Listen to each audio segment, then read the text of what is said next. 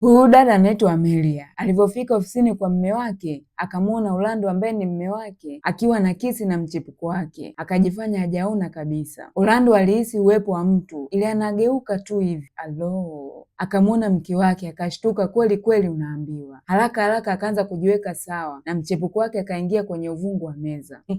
Ila sio kwa kujificha huku, aibu naona mimi, unaambiwa. Amelia akafika akiwa na faili mkononi, akasema nimechoka kuishi kama nguruwe. Akamtupia faili. Orlando kwa unafiki akasema, mpenzi wangu Amelia, umeleta nini hapa? Huku chini mchepuko akatumbua macho kweli kweli, unaambiwa. Amelia akasema, nimekuja kujiweka huru mwenyewe, nimemalizana na hii ndoa. Kwa tabasamu Orlando akasema, Amelia, ngoja niotee. Unataka hela zangu zote? Amelia akasema, soma hizi dokumenti tafadhali. Alafu akaangalia miguu ya mchepuko akamezea, kusema chochote. Orlando akaanza kusoma dokumenti, akauliza, mali tofauti tofauti? Amelia akasema, swadakta, sihitaji hata senti kutoka kwako, umenikalaisha. Orlando akasema, Amelia, unafurahisha sana, lakini hapana, sitaki kusaini chochote. Vipi kama umeenda nyumbani na kuchukua kila kitu changu? Na sijui kwa nini usivae kitu kizuri zaidi, kwa sababu nguo zako zote zinakufanya uonekane una miaka 50. Alafu akaweka faili na peni kwenye meza. Amelia akasema, na unaniona kama bibi yako? Nashukuru, ukisaini ndio naondoka. Orlando akasema, niambie ukweli, kwa nini unafanya hivyo? Ila nafikiri nimeshajua kuwa unachotaka ni kubaki tu na nyumba, si ndio? Amelia akasema, kitu pekee ninachohitaji pale ni mbwa tu, angalau ni mwaminifu. Orlando akasema, Amelia, hebu nenda moja kwa moja, wewe ulikuwa mama wa nyumbani, bila mimi si chochote. Amelia akasema, umekosea, wewe ni mtu asiyekuwa na maana. Orlando akasema, ni vyema ukaangalia huo mdomo wako. Kwa dharau akamshika kidevu akasema, kumbuka hii siyo njia nzuri ya kuongea na mtu anayesaidia maisha yako. Amelia akasema, kama ningejua nini nasubiri kwako, ningebaki tu kwa wazazi wangu. Orlando kwa dharau akasema, ni kweli, lakini naweza kubashiri kwamba haukulalamika siku tunafunga ndoa, si ndio? Chukua kila kitu chako utoke hapa, nitamwambia dereva aje kukuchukua. Amelia kwa hasira akasema, utasaini hizi dokumenti aidha unapenda au haupendi. Orlando, usinifanye nikamwita mwanasheria. Orlando kwa hasira akiwa amemshikilia mkono akasema, nisikilize vizuri, huwezi kuniacha kwa sababu mimi ni mumeo. Amelia akatoa mkono akasema, wewe sio chochote kwangu. Orlando akasema, Amelia, sijui kwa nini unakuwa hivi, na maanisha sijawahi kukufanyia ubaya. Amelia kwa dharau akasema, swali lenyewe linakera, muda wote unaniona kama taswira. Orlando akasema, kwa sababu hilo ndilo kusudi lako pekee maishani, inatakiwa kunifurahisha tu, fikiria kuhusu hili. Amelia, kama ukiniacha utaondoka bila chochote, wewe ni mama wa nyumbani tu, huwezi kuishi bila mimi hata siku moja, na unalijua hilo. Ila kumtegemea binadamu ni shughuli kweli kweli. Hapa anaongea utazani yeye ndiye alikuwa anamlisha toka anazaliwa hadi anakuwa. Amelia akasema, umekosea kipenzi, hivi ni nani anayekusaidia kwenye kila kitu kwa sasa? Ni mimi, kimsingi unanitegemea mimi. Orlando akasema, vizuri, umekosea kwa sababu Donet ndiye mtu anayenisaidia mimi, ni mwekezaji wa siri muda wote. Amelia kwa dharau akasema,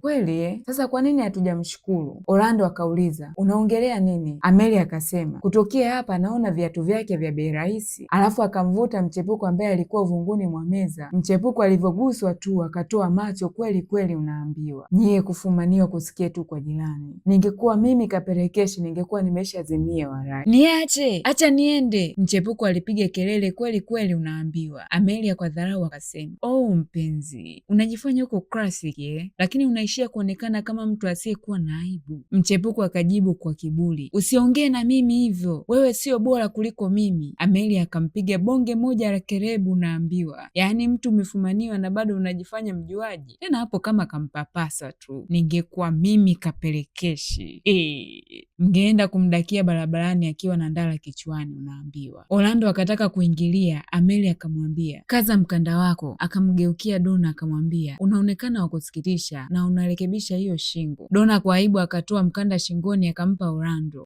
Hii ni aibu ya mwaka unaambiwa. Yaani unataka kufanya uasherati ofisini?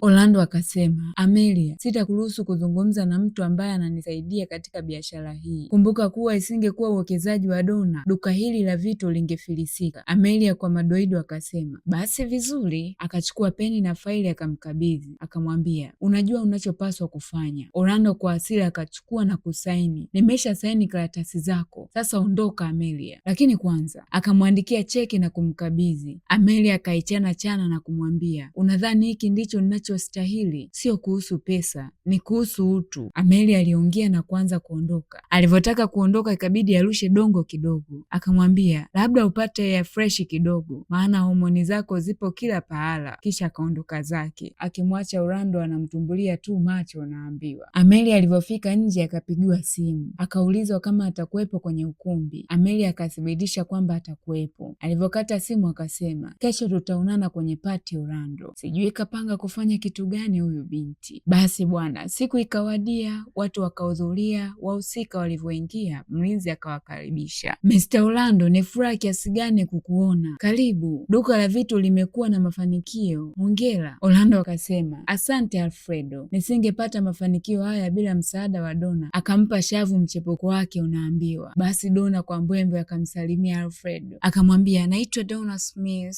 Alfredo akasema, karibu mchumba wa Orlando. Saa hiyo Donna anaonesha tu pete yake unaambiwa. Akatoto aka Alfredo akasema, tukio hili ni kwa ajili yako, umevutia maslahi ya wawekezaji wengi. Hapo hapo akaingia Amelia akiwa anatembea kimisi unaambiwa. Orlando akachanganyikiwa unaambiwa, akauliza, huyu mwanamke anafanya nini hapa? Donna akamfokea akamwambia, acha kumwangalia huyu mwanamke umeiba mme wa mwenyewe na unaona wivu mwe. Orlando akasema, sijui anafanya nini hapa, labda anakuja kuniharibia tukio langu. Donna akasema, nataka aondoke. Alfred akamwambia atashughulikia. Ikabidi amfuate Amelia, wakasalimiana, kisha Alfred akamuuliza kadi ya mwaliko. Amelia akasema ameiacha kwenye gari. Alfred akasema hili ni kosa kubwa, akawa anamfukuza licha ya Amelia kujitetea kuwa alikuwa amealikwa na wamiliki wa hiyo sehemu. Alfred akasema kwa dharau akiwa anamshika mkono, mnavaa mavazi mazuri na kuingia kwenye matukio kama haya kuchukua faida. Amelia akajitoa akasema, huna haki ya kuongea na mimi hivi. Mwanamke aliyekuwa pembeni akamwambia, Alfred, hiyo siyo njia ya kumtendea mwanamke. Alfred akasema, kwa heshima yako Mrs. Loman, Loma haikuhusu, wewe ni wakili, ningependa kukuona unaweza kufuta hii. Mrs. Loman akamuuliza, Alfred, unaweza kunielezea kinachoweza kutokea kabla hii haijaendelea? Alfred akasema, huyu mwanamke hana kadi ya mwaliko. Loman akamuuliza, ameiba chochote? Hapana bado, lakini nina uhakika ataiba. Akamwambia, basi huwezi kumfukuza. Walibishana sana hadi Amelia akataka kupiga simu kwa wahusika. Hapo hapo akaja Orlando akasema, wow, Amelia, huwezi kumaliza siku bila mimi, naona tayari upo kwenye shida. Ila wanaume wakijua huna pa kwenda, hauna hela, unamtegemea yeye tu, anakudharau mwe. Amelia akamwambia, sihitaji wewe kunitetea. Orlando kwa dharau akasema, unaona tayari umeshatengeneza sini, nilikuambia ile cheki unaihitaji. Mrs. Loma akasema, hii siyo biashara yako Orlando. Hapo hapo akaja Donna kumtoa Mrs. Loman, huku akajifanya kujuana naye na kumwita Mrs. Adriano, akamvuta na kumwacha Orlando na Amelia. Orlando akasema, hebu niambie ukweli, umekuja kusababisha tukio tu kwenye hii siku yangu kubwa? Amelia kwa dharau akamjibu kuwa yupo tu. Donna akaja akamwambia Amelia, hili ni tukio la Orlando, anakaribia kuwa mkurugenzi wa Chamber of Commercial Plus. Amelia akamwambia, bado hajafika na kwa bahati hatawahi kuwa. Orlando akauliza, utawezaje kuzuia hili? Alfred akasema, anadai yete anajuana na waandaaji. Wakamsema, kweli kweli unaambiwa. Alafu Orlando akamwambia, Alfred, mtoe Amelia nje. Amelia akasema, ukifanya hivyo nitamwambia kila mtu kuhusu sekretari wako, wote watajua unanidanganya na Donna. Orlando kwa hasira akasema, okay, kaa, ila usifanye drama yoyote. Alfred, mwache. Alafu Amelia, sikuelewi, baada ya yote niliyofanya kwa ajili yako, hivi ndivyo unanilipa? Amelia akasema, nilikupa kila kitu Orlando, lakini ukanisaliti. Orlando akasema, niambie unataka nini? Kama ni pesa kiasi gani? Aliongea kwa hasira kweli kweli unaambiwa. Amelia akasema, sitaki pesa yako, nataka ulipe kwa ulichokifanya. Amelia aliongea kwa msisitizo, unaambiwa. Donna akasema, mtoe hapa, yeye ni muongo. Orlando akamwagiza Alfred wampeleke mbali, hataki kumuona. Amelia alikuwa anajitetea, wapi, anavutwa tu, ila usipokuwa na status unadharaulika nyie, basi tu. Basi bwana, Nathan akafika na kumzuia. Alfred akaendelea kumsema vibaya Amelia. Nathan akamwambia, angalia unavyoongea na mimi, utaki bosi wako wajue kwa nini ulifukuzwa? Kwa nini ulifukuzwa kazi? Kwa sababu ya udhalimu wako? Orlando akauliza, wewe ndiye msaidizi wa mwenyeji? Nathan akakubali na kuwakataza wasimfukuze na kumtambulisha kuwa ni mtu wake. Donna akashangaa kweli kweli, unaambiwa. Nathan alivyoona hawaelewi, akawa mkali na kumfokea Alfred, kisha akamwomba Amelia kama angependa kutembea naye. Wakashikana mikono wakaondoka. Orlando pumzi ikawa inamkaba kwa wivu, naambiwa. Akamwambia Alfred awafuate, akiona kuna kitu cha ajabu ampigie. Donna akasema, lazima ufanye kitu Orlando. Nathan akamuuliza Amelia, vipi, walijua ukweli? Amelia akasema, hapana, sijua anaficha kitu gani hawa. Orlando akamwambia Donna kuwa atashughulikia kumtoa Amelia. Amelia akamwambia Nathan, kila kitu kitakuwa sawa, usijali, kwa sababu usiku wa leo nitalipiza kisasi changu. Orlando atalipa hiyo, sawa? Alo, sijui bomu gani linakuja huko. Amelia na Nathan wakiwa wanakunywa wine, akaja Orlando na kumwomba Nathan awapishe. Unataka nini? Amelia kwa madaa akaongea. Orlando akasema, ni kwa muda gani umenipumbaza Amelia? Ni kwa muda gani umekuwa na huyu jamaa? Mwamba anaona wivu, naambiwa, akati na yeye ana mchepuko wake. Amelia akatabasamu kwa dharau na kunywa wine, lakini Orlando akamzuia. Amelia akauliza, unazungumzia nini mjuba? Sikuelewi. Orlando akasema, Amelia tafadhali, kwa mwanaume anayekualika kama hivi lazima umemfahamu kwa muda mrefu sana. Unamjua kwa muda gani? Umeshirikiana kwa muda gani na watu muhimu kama hawa? Bandugu, mmemwona ndugu yenu anafoka ovyo, wivu utamuua mwe. Amelia akamwambia, mwanamke kamwe hafichi siri zake. Ulinidanganya Amelia. Orlando aliongea kwa huzuni. Amelia akasema, kwa sababu tu wewe ni muongo haimaanishi kila mtu ni muongo.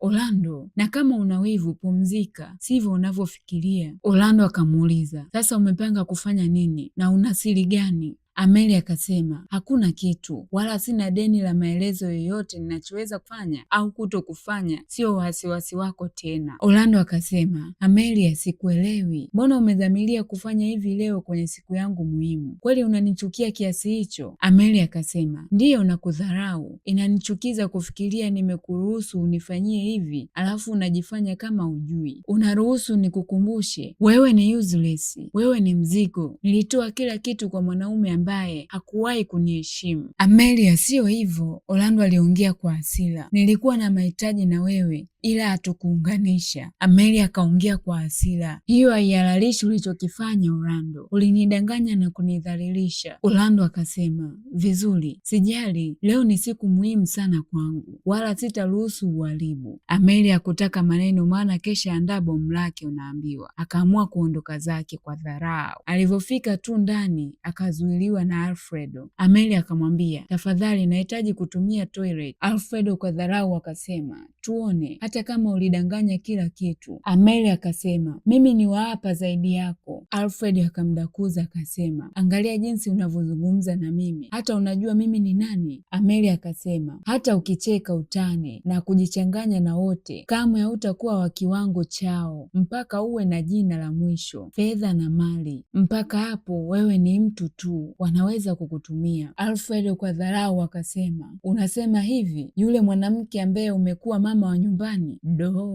Kumbe Orlando amemwelezea kila mtu. Ndugu, mbona ana mambo ya kike huyu jamaa, au tumsamehe tu? Amelia akamwambia, angalau sasa niko huru. Vipi kuhusu wewe? Alfred akasema, unajua nini Amelia, nitahakikisha unafukuzwa hapa. Wewe si mtu, ila mwee, usimdharau usiyemjua. Unafanya mambo ya ajabu kisa hana status. Amelia akacheka kwa dharau, alafu akasema, kwa sababu itakuchukua muda, alafu akaondoka zake. Ukiona mtu unamtukana anaongea kifupi, muogope sana. Orlando na Donna wakawa wanajiuliza, kabisa. Amelia amewezaje kukutana na wenyeji? Ila Donna akasema tusiwaze sana. Orlando akiwa hana raha kabisa akasema pengine alilala naye kuingia kwenye hiki chama. Donna akamwomba atulie, maana watu wanawaona, sitaki kumtisha Adriano, anaweza kuwekeza pesa nyingi kwetu. Orlando akasema ni kweli, upo sahihi, Amelia atalipa kwa hili baadaye. Akamshika kiuno Donna kisha akamwambia asante kwa kuniunga mkono, bila wewe ningepotea. Donna akasema sio lazima unishukuru, sisi ni timu. Upande wa pili Amelia akiwa na Nathan, huku Amelia akiwa anatetemeka kweli kweli. Unaambiwa Nathan akamuuliza uko sawa? Niko sawa. Una hakika? Inaonekana umekuwa unalia Amelia. Nimekuambia mara 1000 ukihitaji msaada wangu piga tu, naweza kukusaidia, Nathan aliongea kwa msisitizo. Hapana na samani, ila haya yote ni magumu kwangu, hasa unajua hali hizi zilivyo. Orlando ni mtaalamu wa kunifanya nijisikie si kitu, na wakati huu anafanya hivyo mbele ya kila mtu. Sikudhani kama ingeniathiri kiasi hiki. Amelia aliongea kwa uchungu, maana mtu ambaye anampenda kwa dhati sasa anamdharau mbele ya kila mtu. Si lazima uvumilie, umevumilia vya kutosha. Nathan roho ilikuwa inamuuma kweli kweli, unaambiwa. Amelia akasema ndivyo ninavyofanya kila wakati nimevumilia na kuvumilia kila anachonifanyia Orlando, ila inatosha. Amelia, unaweza kufanya hivi peke yako, lakini si sasa. Angalia, kama hutaki Orlando afanye hivyo, naweza fanya hivyo, tayari mmeachana. Nathan aliongea kwa msisitizo. Sijui Nathan, wakati mwingine najihisi kama nimenaswa katika ulimwengu huu hivi kwamba nasahau mimi ni nani. Amelia aliongea kwa huruma, ila kweli mapenzi yanaleta upofu. Una binti wa watu anaona kabisa yupo kwenye mtego, lakini anashindwa kujinasua. Jamani, omba hii sikukute. Unakuta mtu anakufanyia kila aina ya kituko, lakini hauchomoki na unaona ni hali ya kawaida tu. Jamani, hii sio hali ya kawaida. Ukiona umenasa kama hivyo, anza maombi ya kuomba Mungu akupe njia ya kutoka hapo, la sivyo utafia hapo. Hii dunia kwa sasa imevaa kaputula bandugu.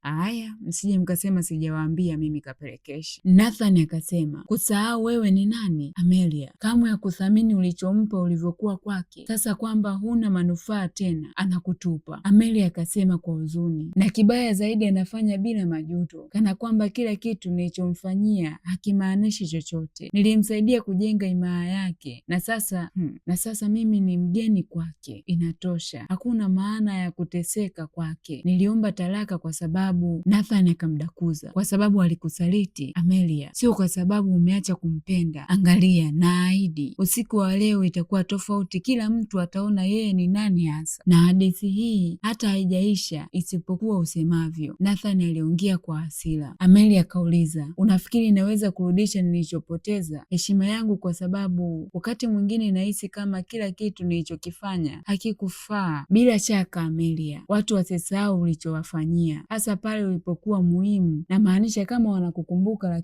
lakini usiruhusu maoni ya Orlando juu yako ya kufafanue. Angalia, hii ni nafasi yako ya kubadilisha mchezo. Wakagonga cheers na kuondoka kwa tabasamu la ushindi. Donna akauliza kwa shauku, hawa wawili walikuwa wanazungumza nini jamani? Mbona wako karibu sana? Orlando akasema sijui, lakini namtazama Amelia anapojaribu kucheza kadi yake nitamzuia. Ameshaenda mbali, hawezi kutufanya tuonekane wabaya. Usiruhusu hili. Ndiyo, namjua Donald, nasubiri tu afanye makosa. Donna akauliza, na kama ana? Orlando akasema tutafanya akosee. Amelia hata nipiga leo, hakuna njia.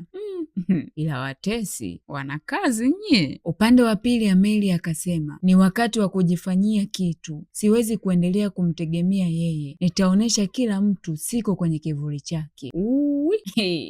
Mwali wetu ameisha kuwa mdudu. Nathan akasema hivyo ndivyo inavyotakiwa. Amelia, waoneshe wewe si pauni tu katika mchezo wake wa chess, wewe ni malkia wa mchezo wako mwenyewe, na utaonyesha ni nani anayesimamia kweli na ni nani malkia halisi wa mali hapa. Amelia akasema sijui kama naweza. Nathan akamwambia bila shaka unaweza kufanya hivyo, hauko peke yako na sio mimi tu ninayekuunga mkono, kila mtu hapa anafanya usifanye hivyo. Wanakuheshimu kwa kila kitu ulichofanya. Uko tayari kuchukua hatua inayofuata, ondoka kwenye kivuli chako. Amelia akasema, ndiyo, sitasubiri tena. Kama nataka nipotee, nitamuonesha dunia haizunguki. Leo ni siku ya kwanza kwenye maisha yangu. Nathan akasema, hiyo ni sawa, ndio kitu napenda kusikia, na jambo la muhimu zaidi ni kuwaonesha ni nani anayesimamia. Basi wakaingia kwenye mchezo rasmi. Unaambiwa, Orlando akamwambia Donna, kwanza unahitaji kufanya tuache kuwa dramatic.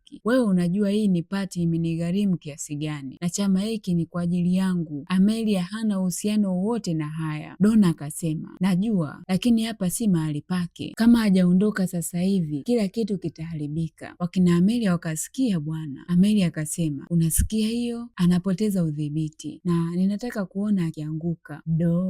Mbona Orlando kimemlamba? Si unajua mwanamke akiamua kuwa mbaya Orlando na Donna wakazidi kuwa na wasiwasi. Orlando akasema hatoruhusu siku yake iharibike. Nathan akamwambia Amelia, nini kinafuata? Ni rahisi, baada ya kufanya hivi maisha yako yatabadilika. Talaka ilikuwa ni hatua ya kwanza, lakini baada ya haya kila mtu ataona wewe ni nani hasa. Amelia akasema, hiyo ni sawa, leo kila kitu kitabadilika. Basi bwana, muda ukawadia, wakawa wamekaa. Donna akamuuliza Alfredo, umeweza kumkwamua Amelia bado? Alfredo akasema, nimejaribu lakini sijaweza kumkamata akifanya kitu chochote kibaya. Mrs. Adriano akasema, samahani kwa usumbufu. Donna akamwambia, usijali. Mrs. Adriano akamwambia, ninavutiwa sana na collection mpya pamoja na mauzo ya msimu, ni ndoto yangu, ninapenda design zako. Donna akasema, bila shaka Adriana, tutaelezea kila kitu baada ya muda mfupi. Hapo Donna akaona tayari ameshakula bingo, watu wameshaanza kuwakubali. Donna akamng'ata sikio Alfredo akamwambia, unahitajika kumuondoa sasa bila shaka. Alfredo kweli akaenda bwana kwa Amelia. Amelia akasema, ni wewe tena? Naweza kuwa kwa dakika 5? Alfredo akajifanya kumsalimia kisha akamuuliza, nilitaka tu kuuliza una maoni gani kuhusu show? Kwa kuhukumu kwa uso wako sidhani kama unanifurahia. Amelia akasema, mnaongea nini? Unataka nini? Kwa kejeli Alfredo akacheka sana huku akimwigiliza, unataka nini? Unataka nini? Hakuna kitu, mimi nia yangu hapa ni kukukumbusha mahali pako. Wewe si wa hapa, wewe ni mwizi Amelia. Nathan akamwambia, bora urudi nyuma Alfredo, Amelia ni zaidi ya unavyofikiria, kwa hiyo acha kutumia kinywa chako vibaya. Alfredo akasema, Nathan, huyu mwanamke anakupumbaza kwa jinsi ninavyofikiri. Unamjua zaidi kuliko mimi? Nathan akamuuliza. Sihitaji kumjua mwanamke kama yeye, Alfredo aliongea kwa dharau. Bora upeleke upuuzi wako mahali pengine, Nathan aliongea. Amelia akamdakuza akasema, na wote wawili mniache peke yangu, nahitaji kunywa divai zaidi. Mrs. Adriana akauliza, Amelia uko sawa? Unaonekana kidogo uko chini. Amelia akasema, ndiyo, lakini sijali, nimeshazoea. Na vipi kuhusu wewe, unafurahia tukio? Nilikuwa, lakini naona Alfredo hatakuacha peke yako. Unataka niongee naye? Usiruhusu akuchukulie kama huyu Amelia, Mrs. Adriano aliongea. Kweli usijali, nimezoea kushughulika na watu kama yeye. Baada ya ndoa yangu yote haya yalikuwa yanafanana sana ka Amelia ka watu kapole mwe. Ila ndio hivyo bwana, mtu akiona wewe ni mpole, watu wanaona wanaweza kukufanyia chochote. Hawajui ukichoka unakuwa ni nyoka mwenye sumu kali. Orlando akawa anaongea na simu kwamba atafunga mpango haraka iwezekanavyo. Yuko kwenye sherehe, anaweza kutuma maelezo kwenye email. Nathan akamuuliza, kila kitu kipo kwenye mpangilio? Orlando akasema, ndiyo, ni baadhi tu ya biashara zinazosubiri. Na vipi kuhusu wewe? Nathan akasema, sijui, ila bado kuna kitu nachoweza kujua kuhusu Amelia. Inaonekana ni ajabu Orlando akasema, ndiyo, naweza kufikiria. Nathan akasema, Alfredo amedhamiria sana kumfukuza mgeni wangu. Orlando akasema, usijali kwa chochote Nathan, yeye ni kama takataka tu. Nathan akasema, inatosha mtu wangu. Orlando akasema, usijali, chochote tutazungumza baadaye, lakini kwa sasa furahia mabaki. Mrs. Adriano akawa anasikitika tu. Naambiwa Orlando anaonekana anaona wivu. anahisi mwamba anatembea na ex wake. Donna akakaribisha akamwambia, leo sio tu sherehe ya mafanikio ya tukio hili, lakini pia ni uzinduzi wa collection yetu mpya ya vito. Amelia akauliza kwa mshangao, collection mpya? Mrs. Adriano akamuuliza, ukusikia uzinduzi wa collection mpya wa vito? Donna akadakia akasema, hii collection mpya inawakilisha si tu ubunifu, kila kipande kimeumbwa kuwa cha kipekee, na kwa ajili ya hiyo tuna mtu ambaye alifanya yote hayo. Wote notification zikaingia kwenye simu zao. Donna akasema, huu ni mwanzo tu, bora bado inakuja, asante kwa msaada wenu. Amelia kwa hasira akasema, inatosha Orlando, ninaugua kwa hili. Hukuwahi kujali nilichokufanyia, ulijali tu majivuno yako na biashara yako, kiasi kwamba hujawahi kutambua siku zote nilikuwa mwekezaji wa asili nikikuunga mkono. Orlando akacheka kwa dharau akasema, tafadhali Amelia, kumbuka wewe ni maskini, hukutaka kuishi na familia yako, kwa hiyo umehamia na kwangu? Hapana. Amelia akasema, niliachana na familia yangu kwa sababu haikufanya msaada katika ndoto yangu ya ubunifu wa vito, lakini ukweli ni kwamba siku zote nimekuwa na pesa, siku zote nimekuwa nyuma yako kukuunga mkono kwa uwekezaji huu wote. Orlando akauliza,